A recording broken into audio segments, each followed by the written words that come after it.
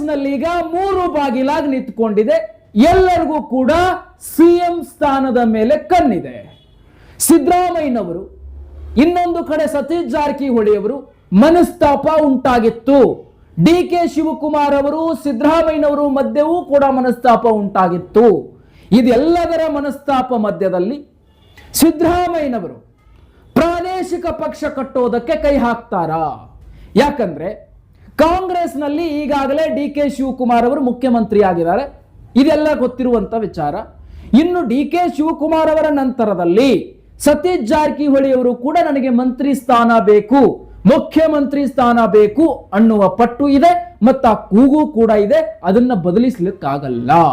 ಆದ್ರೆ ಸಿದ್ದರಾಮಯ್ಯನವರು ಯಾವ ರೀತಿಯ ಹೆಜ್ಜೆಯನ್ನ ಇಟ್ಟು ರಾಜ್ಯದಲ್ಲಿ ತನ್ನ ಮಗ ಯತೀಂದ್ರ ಸಿದ್ದರಾಮಯ್ಯನವರನ್ನ ಮುಖ್ಯಮಂತ್ರಿ ಮಾಡಬೇಕು, ಇದು ಸಿದ್ದರಾಮಯ್ಯನವರ ಕನಸೋ ಅಥವಾ ಅವರ ಕನವರಿಕೆಯೋ ಗೊತ್ತಿಲ್ಲ. ಸಿದ್ದರಾಮಯ್ಯನವರು ಕೂಡ ಪೈಪೋಟಿಯಲ್ಲಿ ನಿಂತ್ಕೊಂಡಿದ್ದಾರೆ. ಇನ್ನು ಒಂದು ಕಡೆ ಸಿದ್ದರಾಮಯ್ಯನವರ ಮಗ ಯತೀಂದ್ರ ಸೈಲೆಂಟ್ ಆಗಿ ಕೂತ್ಕೊಂಡಿಲ್ಲ. ಸಿದ್ದರಾಮಯ್ಯನವರ ಮಗ ಸಿದ್ದರಾಮಯ್ಯನವರ ತರ ಅಲ್ಲ, ಸೈಲೆಂಟ್ ಆಗಿರ್ತಾರೆ, ಸಿದ್ದರಾಮಯ್ಯನವರ ತರ ಮಾಸ್ ಲೀಡರ್ ಅಲ್ಲ ಅಂತ ಅನಿಸಬಾರದು, ಆ ರೀತಿ ಯಾರು ಅನ್ಕೋಬಾರದು ಅಂತ ವಿಧಾನಸೌಧದಲ್ಲಿ ಮಾತಿನ ಚಕಮಕಿಯನ್ನ ಯತೀಂದ್ರ ನಡೆಸಿದ್ದಾರೆ. ಪರೋಕ್ಷವಾಗಿ ಎಂಥ ಜಗಜಟ್ಟಿ ಮಲ್ಲ ಬಂದ್ರು ಸಿದ್ದರಾಮಯ್ಯನವರ ರೀತಿಯಲ್ಲೇ ಮಾಸ್ ಆಗಿ ಮಾತಾಡಿ ತನ್ನ ಶಕ್ತಿಯನ್ನ ತೋರಿಸ್ತಾ ಇದ್ದಾರೆ ಯತೀಂದ್ರ. ಯಾಕಂದ್ರೆ ರಾಜ್ಯದ ಜನತೆಗೆ, ರಾಜಕಾರಣಿಗಳಿಗೆ ಗೊತ್ತಾಗಬೇಕು, ಸಿದ್ದರಾಮಯ್ಯ ಅವರ ಪುತ್ರ ಯತೀಂದ್ರ ಸಾಮಾನ್ಯ ನಾಯಕ ಅಲ್ಲ, ಸಿಎಂ ರೇಸ್ ನಲ್ಲಿ ನಿಂತುಕೊಳ್ಳಬಹುದಾದ ಶಕ್ತಿ ಇರುವ ನಾಯಕ ಅನ್ನೋದನ್ನ ರಾಜ್ಯದ ಜನತೆಗೆ ಮತ್ತು ರಾಜಕಾರಣಿಗಳಿಗೆ ತೋರಿಸಬೇಕೆಂಬ ಹಂಬಲ ಸಿದ್ದರಾಮಯ್ಯನವರ ಟ್ರೈನಿಂಗ್ ಆಗಿದೆ ಅಂತ ಹೇಳಬಹುದು. ಸಿದ್ದರಾಮಯ್ಯನವರು ಹೇಗಾದ್ರೂ ಮಾಡಿ ತನ್ನ ಮಗನನ್ನ ಮುಖ್ಯಮಂತ್ರಿ ಸ್ಥಾನದಲ್ಲಿ ಕೂರಿಸಬೇಕು. ಇದಕ್ಕೆ ಪ್ರಾದೇಶಿಕ ಪಕ್ಷ ಕಟ್ಟಲಿಕ್ಕೂ ಸಿದ್ಧ, ಕಾಂಗ್ರೆಸ್ನಲ್ಲಿ ಪೈಪೋಟಿಗೆ ಕಾಳಗ ಹಿಡಿಲಿಕ್ಕೂ ಸಿದ್ಧ, ಆಪ್ತರ ವಲಯದಲ್ಲಿರ್ತಕ್ಕಂತಹ ಮಾಸ್ ಲೀಡರ್ಸ್ ರಾಜಕಾರಣಿಗಳನ್ನ ಕಳೆದುಕೊಳ್ಳಲಿಕ್ಕೂ ಕೂಡ ಸಿದ್ಧ. ಡಿಕೆ ಶಿವಕುಮಾರ್ ಅವರನ್ನು ಎದುರು ಹಾಕೊಳ್ಳಿಕ್ಕೂ ಸಿದ್ಧ, ಸತೀಶ್ ಜಾರಕಿಹೊಳಿ ಅವರನ್ನು ಎದುರು ಹಾಕೊಳ್ಳಿಕ್ಕೆ ಸಿದ್ಧ, ಎಂತಹ ಲೀಡರ್ ಬಂದ್ರು ಎದುರು ಹಾಕೊಳ್ಳಿಕ್ಕೆ ಸಿದ್ಧ ಸಿದ್ದರಾಮಯ್ಯನವರು.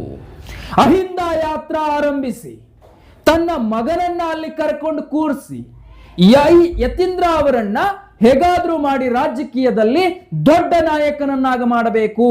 ಸಿದ್ದರಾಮಯ್ಯನವರ ನಂತರದಲ್ಲಿ ಸಿದ್ದರಾಮಯ್ಯನವರ ರಾಜಕಾರಣ ಮುಗಿತು ಅಂತ ಯಾರೂ ಸಹ ಮಾತನಾಡಬಾರದು. ಯತೀಂದ್ರ ಸಿದ್ದರಾಮಯ್ಯನ ದರ್ಬಾರ್ ರಾಜ್ಯದಲ್ಲಿ ನಡೀಬೇಕು ಅನ್ನೋದು ಸಿದ್ದರಾಮಯ್ಯರ ಎಲ್ಲೋ ಒಂದು ಕಡೆ ಇರತಕ್ಕಂತಹ ಕನವರಿಕೆ ಮತ್ತು ಆ ಆಸಕ್ತಿ. ಯಾಕಂತಂದ್ರೆ ಸತೀಶ್ ಜಾರಕಿಹೊಳಿ ಅವರು ಸಿದ್ದರಾಮಯ್ಯನವರ ಮನಸ್ತಾಪ ಆಗಿತ್ತು, ಇದನ್ನ ಸ್ವತಃ ಯತೀಂದ್ರ ಅವರೇ ಕೈ ಜೋಡಿಸಿ ಇಬ್ಬರನ್ನು ಮಿಲಾಯಿಸಿದ್ರು. ಇದು ನಿಮಗೆ ಗೊತ್ತಿರಬೇಕಾಗಿರುವಂತ ವಿಚಾರ. ಯಾವ ಕಾರಣಕ್ಕಾಗಿತ್ತು? ಯತೀಂದ್ರ ಅವರನ್ನ ಕಾಂಗ್ರೆಸ್ ಪಾರ್ಟಿಯಲ್ಲಿ 2028ರ ಚುನಾವಣೆಯಲ್ಲಿ ಅಧಿಕಾರಕ್ಕೆ ಬಂದಿದ್ದೇ ಆದರೆ ಯತೀಂದ್ರ ಅವರಿಗೂ ಕೂಡ ಮುಖ್ಯಮಂತ್ರಿ ಸ್ಥಾನ ಕೊಡಬೇಕು ಅಂತ ಸಿದ್ದರಾಮಯ್ಯನವರ ಕನವರಿಕೆ ಅಲ್ಲಿ ಆರಂಭ ಆಗಿದೆ. ಹಾಗಾದ್ರೆ ಪಕ್ಷಕ್ಕಾಗಿ ದುಡಿದು ಶ್ರಮಿಸಿದ ಡಿಕೆ ಶಿವಕುಮಾರ್, ಸತೀಶ್ ಜಾರಕಿಹೊಳಿ ಎಲ್ಲಿ ಹೋಗಬೇಕು? ಸತೀಶ್ ಜಾರಕಿಹೊಳಿ ಅವರಿಗೆ ಡಿಸಿಎಂ ಸ್ಥಾನ ಕೊಡ್ತೀವಿ ಅಂತ ಹೇಳಿ ಇವತ್ತಿಗೆ ತಿಂಗಳುಗಳ ಮೇಲೆ ಕಳೆದವು, ಆದ್ರೂ ಕೂಡ ಇನ್ನೂ ಇಲ್ಲ. ಎಲ್ಲೋ ಒಂದು ಕಡೆ ಸತೀಶ್ ಜಾರಕಿಹೊಳಿ ಅವರಿಗೆ ಮನಸ್ತಾಪ ಉಂಟಾಯ್ತು, ಸಿದ್ದರಾಮಯ್ಯನವರಲ್ಲಿಯೂ ಮನಸ್ತಾಪ ಉಂಟಾಯ್ತು. ಕೊಡಬೇಕಾಗಿರುವಂತ ಅಧಿಕಾರ ಸಿಗಲಿಲ್ಲ. ಮುಂಬರುವಂತ ಚುನಾವಣೆಗಳಲ್ಲೂ ತನ್ನ ಮಗ ಯತೀಂದ್ರನನ್ನ ಮುಖ್ಯಮಂತ್ರಿಯನ್ನಾಗಿ ಮಾಡಬೇಕು ಅನ್ನುವ ಹಠ, ಕನವರಿಕೆ ಸಿದ್ದರಾಮಯ್ಯನವರಲ್ಲಿದೆ. ನನ್ನ ಭವಿಷ್ಯ ಏನು ರಾಜಕೀಯದಲ್ಲಿ ಅನ್ನೋದು ಸತೀಶ್ ಜಾರಕಿಹೊಳಿ ಅವರಿಗೆ ಕಿಂಚಿತ್ತು ತಡೀಲಿಕ್ಕಾಗಲಿಲ್ಲ. ಹಾಗಾಗಿ ಮನಸ್ತಾಪ ಉಂಟಾಗಿರುತ್ತೆ. ಆದರೆ ಈಗ 3 ದಿಕ್ಕುಗಳು ಕೂಡ ಅವರದೇ ಆದ ಅಧಿಕಾರದ ದಾಹದಲ್ಲಿರುವಂಥದ್ದು. ಒಂದು ಕಡೆ ಸತೀಶ್ ಜಾರಕಿಹೊಳಿ ಮುಖ್ಯಮಂತ್ರಿ ಆಗಬೇಕು ಅನ್ನೋ ಹಠ, ಇನ್ನೊಂದು ಕಡೆ ಡಿಕೆ ಶಿವಕುಮಾರ್ 5 ರಿಂದ 10 ವರ್ಷ ಮುಖ್ಯಮಂತ್ರಿ ಸ್ಥಾನದಲ್ಲಿರಬೇಕನ್ನೋ ಹಠ.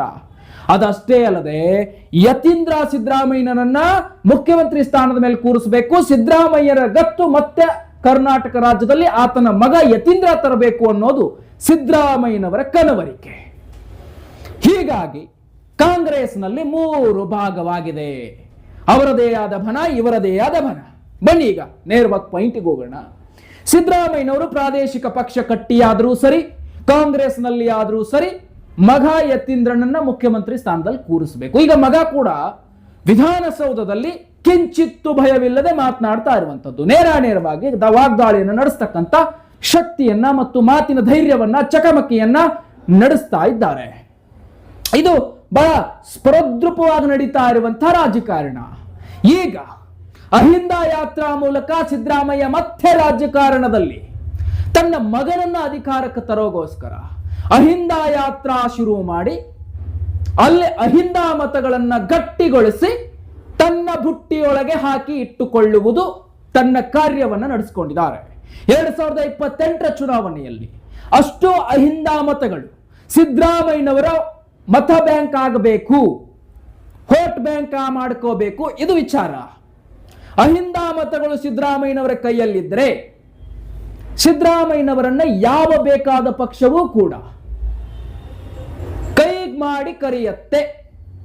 ಕಾಂಗ್ರೆಸ್ ಪಕ್ಷಕ್ಕೆ ಸಿದ್ದರಾಮಯ್ಯ ಅನಿವಾರ್ಯ. ಸಿದ್ದರಾಮಯ್ಯ ಅನಿವಾರ್ಯ ಆದ್ರೆ ಸಿದ್ದರಾಮಯ್ಯನವರು ಕೇಳ್ತಾರೆ, ನನ್ನ ನೇತೃತ್ವದಲ್ಲಿ ನಾನು ಬಂದು ಕಾಂಗ್ರೆಸ್ ಪಕ್ಷದ ಜೊತೆಗೆ ಕೈ ಜೋಡಿಸಬೇಕು ಅನ್ನೋದಾದ್ರೆ ನನ್ನ ಮಗ ಯತೀಂದ್ರಗೆ ಮುಖ್ಯಮಂತ್ರಿ ಕೊಡಬೇಕು.